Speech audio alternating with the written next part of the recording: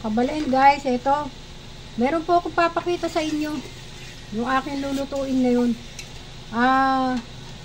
Alam niyo po ba ito? Mani po na ano po to, hilaw. 1/4 binili po ko sa palengke. Ang gagawin ko po ngayon, ipiprito ko po ito. Tsaka ko po itatoppings sa lumpiang sariwa. Ngayon, maglalagay po tayo ng konting asin. Yan. Yan. Konting asin lang. Kasi baka umalat yung ano. Yan. Tapos, ito, pipirituin na natin siya. Taman lang po yung apoy kasi madaling. Alam nyo po ba pag nagluluto kayo ng mani, madali siya masunog. Itong kabila naman po ito yung ulam namin mga bata, langgunisa. Ito po yan, kapartner niya, langgunisa. Lagi kami may langgunisa kasi paborito po ng mga bata ito. Lagi po nila yung ano, yung tanghalian namin. Langgunisa yung mga bata. Mahilig po sila sa ganyan. Ito po yung mani. Yan, pag nag-brown na po ito, pwede na. Pwede nang hanguin. Mabilis lang po itong maluto. Mga 3 minutes lang, luto na to. Yan, madali siyang masunog. Ito po yung itatoppings ko sa ano, sa lumpiang sariwa na gagawin ko. Ayan na po. Luto na yung mani. Kasi, kaya mapapansin mo luto siya kasi ang bango na po. Kasi sa umpisa yan, pag nilagay mo, hindi pa siya mabango. Pag maluluto na, medyo nag-ano na siya, nagiging toasted na yung ano niya. Tsaka siya, ano, mabango na yung pwede na pong aanguin. Yan, lalagay na natin siya sa, ano, palalamigin natin at tsaka natin siya dudurugin mamaya. Ayan, oh. Kasi ganyan lang po, wag sunog na sunog. Kasi madaling masunog yan eh. Madali po siyang masunog. Yan po. Ito, guys, baka sunog na yung langgunisa. Yan, yan yung ulam nila, ng mga bata. Langgunisa. Partner nung lumpiang sariwa na gagawin ko. Tara guys, samahan nyo ako. Ipapakita ko pa sa inyo yung ano, ibang ingredient niya ng lumpiang sariwa. Balik tayo guys, kabalin. Ito na po yung ating ano, lumpiang sariwa. Papakita ko po sa inyo yung gulay na ilalagay natin. Ayan yung lettuce. Tapos meron po siyang ano. Guys, kung ano yung makikita nyo gulay dito, yan lang po ang gulay namin. Sa rep, wala po nung iba. Wala kami sayote, walang ano. Kaya kung ano lang po yung gulay na makikita nyo dito, yan lang po talaga ang magiging sahog ng aking ano, lumpiang sariwa. Pero alam ko naman po na pwede naman po silang pagsama-samahin. Yan po yung repolyo. Yan. Tinagtad ko ng maliliit. Tapos may carrots. Tapos ayan po, singkamas. Wala po kami nung ubod eh. Malayo yung ubod. Nasa Balintawak pa. Meron dito sa amin kailang o-order ka. Alanganin. Sa Balintawak lang po ako nakakabili ng ubod eh. Tapos syempre gagamit tayo ng ano ito guys. O ginamit ko. Yung akin natirang cauliflower tsaka broccoli. Yan. Sasama ko po yan. Pwede yan pagsamahin. Depende na sa inyo kung gusto nyong gayahin o hindi. Pero ako okay lang po. Alam kong masarap siya dahil dati ko na po na niluluto ito. Yan. Pwede naman po. Siyempre parang chop suey din yan eh. Repolyo, ano, pwedeng pagsama-sama. Hindi po ba? Yan po gagawin natin. Ihalo natin sa lumpiang sariwa. Yung cauliflower and broccoli. Paulit-ulit yung singkamas tsaka yung carrots. Yan, yung repolyo. Siyempre, gagamit po tayo ng ano, bawang. Hindi ko pa natagtad yung bawang tsaka sibuyas. Igigisa natin siya. Wala po siyang karne, guys, na lalagay ko. Ganyan lang po. Yan, very healthy. Konting mantika, igigisa. Lalagyan ng konting seasoning. Tsaka yung konting pampalasa niya. Kung ano po yung makikita natin dyan na pwede ano. Tapos, yan, sa sauce naman po, gagamit tayo ng ano, cornstarch yan. Depende na po kung gaano karami ang gusto nyo. Na ano, ito po ang nilagay ko, 1 tasa po yan, gagawin ko. Kasi marami po itong lulutuin ko. Tsaka meron po tayong pagbibigan. Siyempre, yung sauce, meron po yung ano, dinikdik na bawang para masarap. Tapos, lalagyan natin siya ng oyster sauce, yung sauce na gagawin ko para mas malasa. Nakakadagdag din po yan sa ano, yung lasa ng oyster sauce, yung aroma niya, maano po dun sa gagawin nating lumpiang sariwa. Siyempre, gagamit po tayo ng seasoning yan, pork sabor, bekenemen po. Ating pork sabor. Po, guys, mga ma'am sir, bekenemen po sa pork sabor. Matagal ko na po itong ginagamit, yung inyong product. Thank you po. Tapos, siyempre, gagamit po tayo ng mani. Yan po yung mani na niluto ko. Kanina puti siya, sariwa pa lang. Sinutake ko po siya ng konti, ganyan lang po. Mamaya, didikdikin ko yan. Pagigiling ko kay Clyde. Doon sa aming gilingan. May gilingan po kami ng mani. Siyempre, yung sauce niya, lalagyan natin ng asukal na pula. Yan ang mag-asama ng sarap. Siyempre, haluan din natin yan ng toyo. Wala yung toyo, guys. Nandun pa, nakalimutan ko. Sorry. Kalimutan ko yung toyo. Siyempre, papatakan natin ng konting toyo yung sauce. Siyempre, gagamit tayo ng asin. Yan, tsaka yung konting paminta. Depende kung saan yung gusto nyo ilagay yung paminta. Yan. Tapos, ito po yung aking almusal. France. Cape France. Yan. Na-almusal po ngayon, guys. Siyempre, gagamit po tayo ng asin. Yan. So, guys, yan. Gagamit tayo ng asin. Marami po kaming asin, kaya lang paubos na po yan. Tapos, yung pambalot ng lumpia, guys, yan. Bumili na lang po ako sa palengke. Ito, yung yung pambalot ng lumpia, yan. Meron pang yan. Pambalot ng lumpia para mabilis po. Marunong din po ako gumawa nung pambalot ng lumpia, kaya lang po talagang sa totoo lang, tinamad po ako. Medyo tinamad po ako.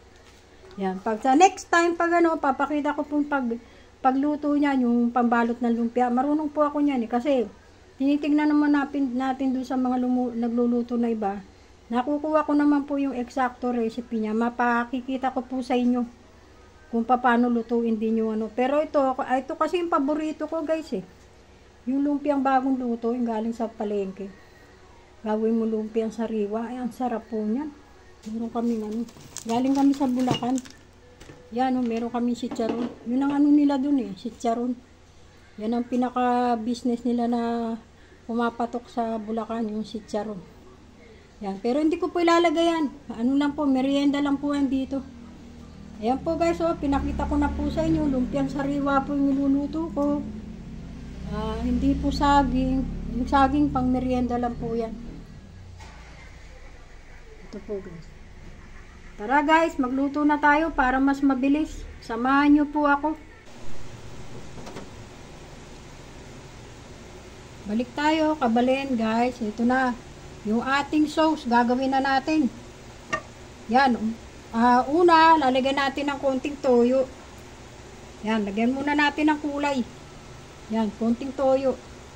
Depende na lang po, tansya na lang po yan. Tapos, haluin lang natin konti. Tapos, lalagyan na natin siya ng konting.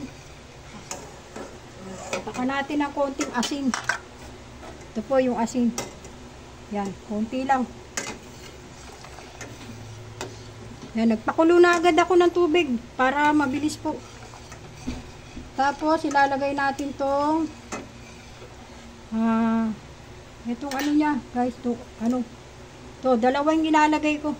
Oyster sauce. Dalawa po. Para masarap, malasa.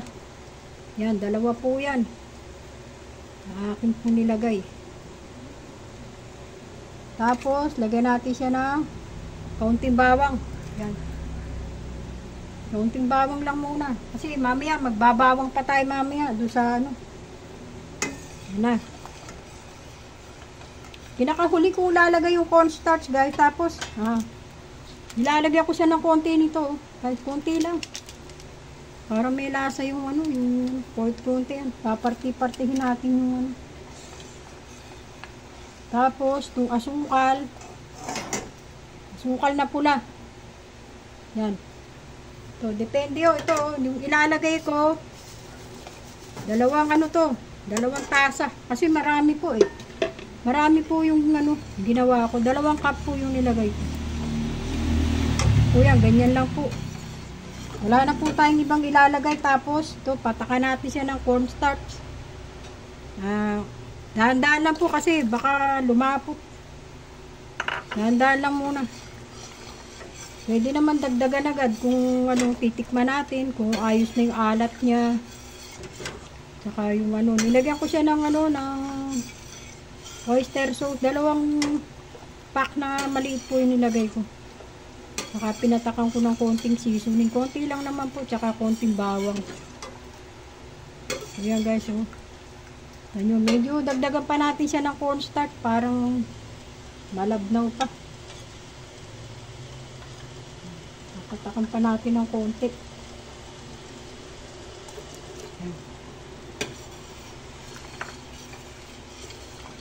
Ganyan lang po ang paggawa niyan. Yung ating sauce. Ganyan lang po.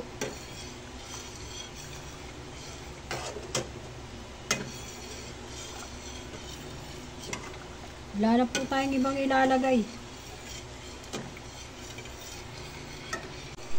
Guys, parang kulang pa sa ano, sa cornstarch. Ilalagay ko na to lahat. Yan. Ilagay ko na lahat. Tinansya ko lang po kung anong ano nyo.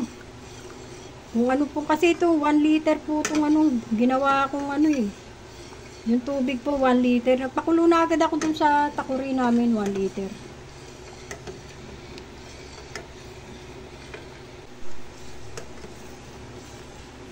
Guys, ito titikman ko para malaman natin kung okay na yung kanyang ano, yung kanyang alat.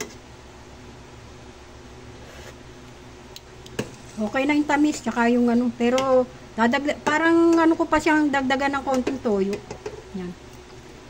Yan, depende na po, tansyahin nyo na. Ako, tinansya ko lang po kung anong ano. Tapos yan, dagdagan pa natin ng konting bawang. Yan. Tapos, dadagdagan ko po siya ng konting asin. Yan, konti-konti lang kasi hindi pangit sa sauce yung maalat. Kailangan manamis-namis yan na yung konting alat lang. Kailangan mas nangingibabaw yung tamis ng konti. Ito guys, so hindi siya masyadong, hindi ko ganong pinalapot kasi pag lumamig to, lalapot pa po to. Yan, okay na siya. Okay na yung ating sauce. Yan, ganyan lang po siya.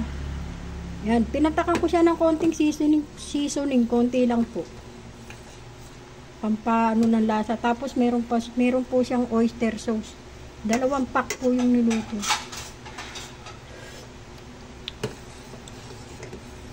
Yan guys, okay na. Okay na po to. Ganyan lang po kadali ang pag ano. Depende na po kung gusto nyo mas malapot. Dagdagan nyo na lang po ng cornstarch. Pero baka pag lumamig, ano na po yan. Yung lalapot masyado. Pangit na po. So guys, tara. Ilulutuin naman natin yung ano niya. Yung kanyang gulay na lumpiang sariwa. Ito po yung sauce. Yari na po yan. Ang ganda guys. Oh. Yan. Sarap. Sarap matamis na medyo may konting alat. Yan. Okay po, babalik po tayo. Ito na guys, iluluto na natin yung ano, yung gulay. Lagyan natin ng konting ano, bawang. Yan, konti lang po. Kasi marami ng bawang yung ano. Yung kanyang sauce. Tapos ilalagay ko na po itong sibuyas.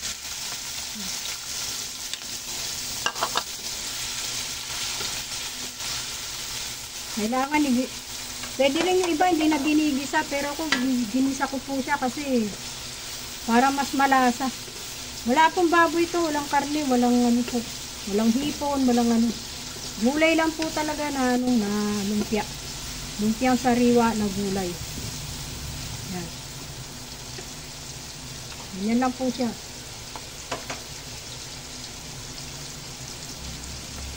Ito, unahin natin ilagay yung ano. Unahin natin itong ano, yan, yung cauliflower tsaka yung broccoli. Ganyan lang po yan. Madali lang maluto.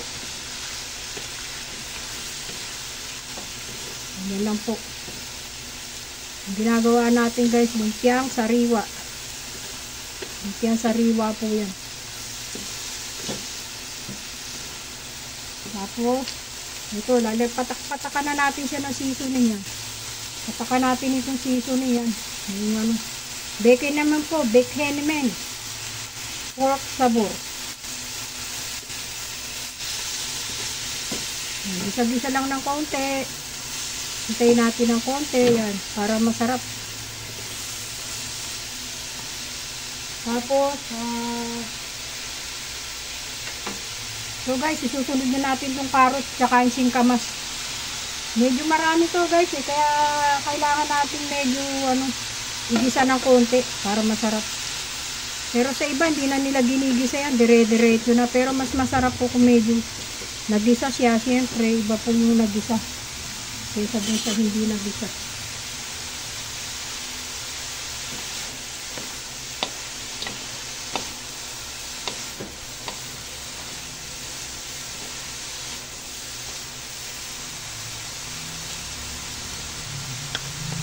Tapos ilalagay na natin yung repolyo sa ibabaw.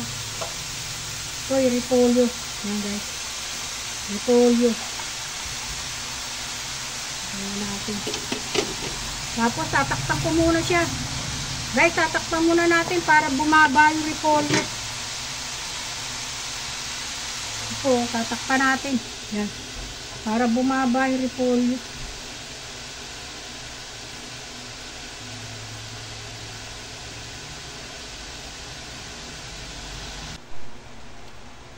Guys, ito, hindi ko pa napindot yung guys. Sorry.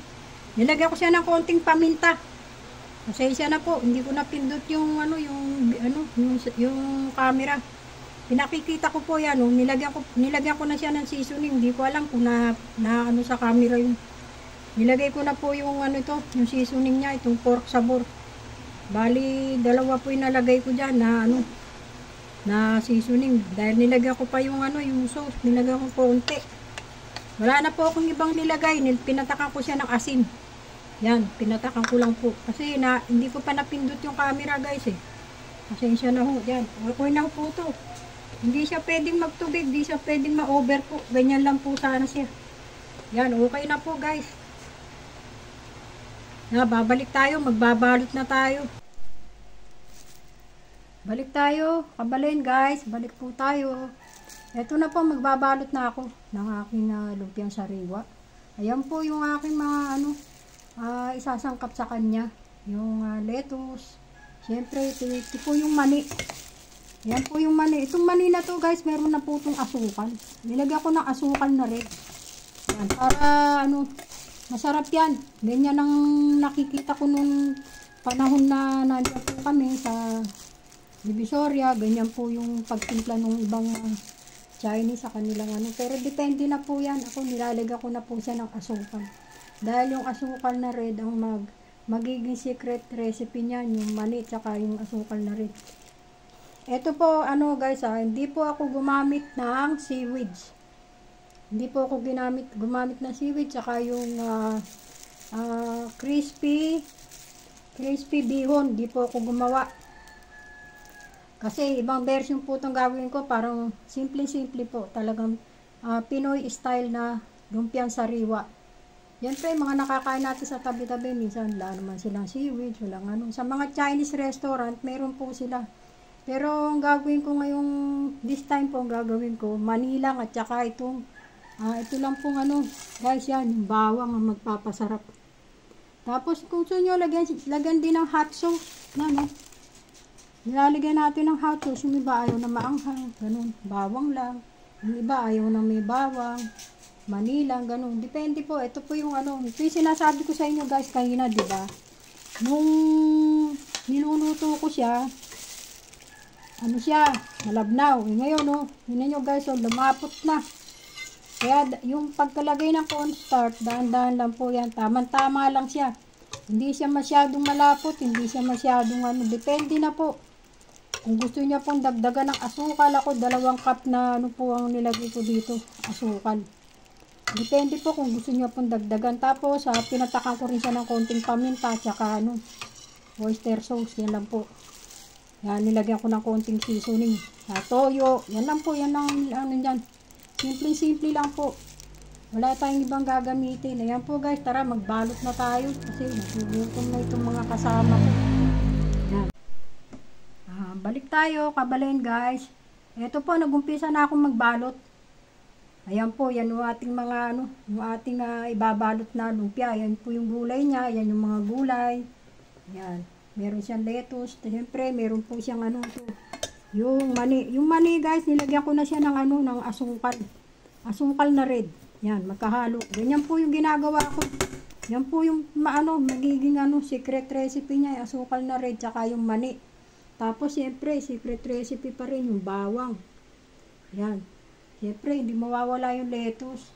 Yan po yung ginisa natin na gulay. Tapos ito po yung di ba kanina guys, siya, yung malabnaw siya. Ngayon guys, nakita nyo malapot na. Tama-tama lang dun sa ginawa nating timpla para dito sa ating lumpiang sariwa. Siyempre, of course, ayan po yung pambalot. Yan, marami po yan, ayan, nakabalot. Kasi hindi ko po nialis sa plastic kasi titigas. Pero meron na po akong ito, umpisahan ko na magbalot. Yan, meron na po ako nagawang isa. Yan, papakita ko sa inyo kung paano natin gagawin to.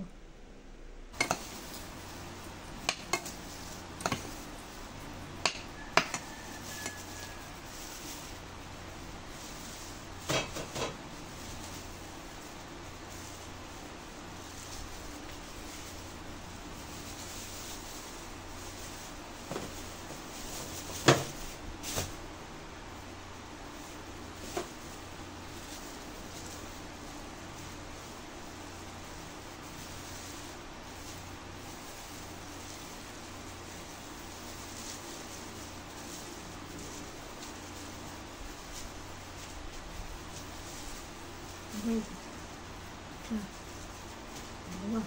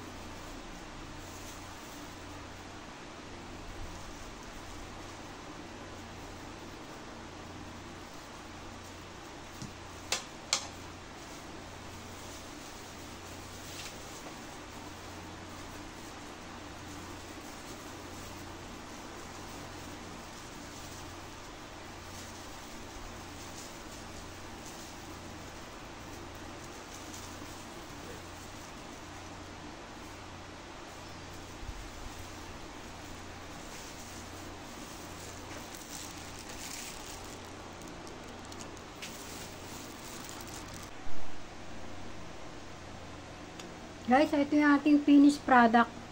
Yan po. Yan po yung ating ipapamigay sa mga ating mga kapitbahay. Nakaano na po yan sa Tupperware. Bibigyan natin po yung ating mga katabing bahay. Guys, wala pong seaweeds to. Hindi ko nilagyan. Ang pinaka pampalasa po nito na ano, yung mani at saka yung bawang. Yan lang po, hindi ko po siya nilagyan ng seaweeds. Opo, yung ano, yung pritong ano, bihon, hindi po ako nagawa nun. Saka may seaweeds, wala po. Original lang po to, Pinoy style na lumpiang sariwa. Original lang po. Yan, Pinoy style lang. Wala po siyang seaweeds. Pinoy lumpiang sariwa. Yung seaweed, syempre, sa mga Chinese po natin na yun. Pwede rin po natin lagyan, kaya lang, para maiba naman po, kasi ginawa ko na po yan nung nakarang taon po, naka-vlog yung birthday ko, ganyan po. Nilagyan ko po siya ng seaweeds yun, yung aking cauliflower. Pero itong pagkakataon na to, wala po. Original lang po siya. Yan guys. Yan, mani po yung nasa ibabaw. Yan o, mani. Sarap.